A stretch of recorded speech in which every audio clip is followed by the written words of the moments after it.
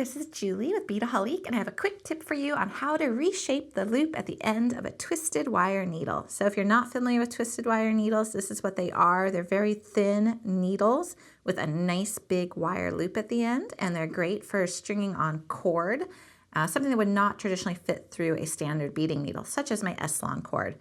And this is actually what I used to make this Kumihimo bracelet, where I had a lot of strands of S-Lon, 8 to be exact, because this is an 8 warp braid with a lot of beads, and I didn't want to just have to kind of fish and string them on with the cord. So what you do is you put your cord through that nice big loop, and you see how easy that was.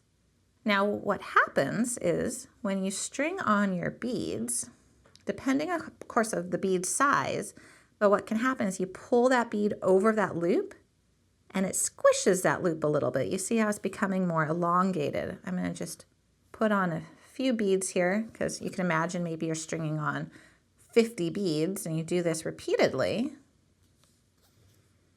Okay, and now we look at our loop and it is squished by comparison. So you do get lots of twisted wire needles in a package, but I like to reuse my needles time and again. So if I wanted to say reuse this on a new strand, it's harder to get through. You see how it's a little bit too squished. So how do we reshape it? Lots of ways. Basically any object that has a nice rounded tip to it. Now personally, I like to use a toothpick because I have a lot of them around. You could also use a metal awl or the tips of your round nose pliers. So let me just show you with a toothpick, because this is what I use a lot. You just put that round object into that elongated loop and you twist it.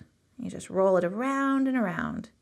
And then when you pull it out, your loop, if you can see this, is back to a perfect round shape. So that is how you reshape the loop at the end of your twisted wire needle.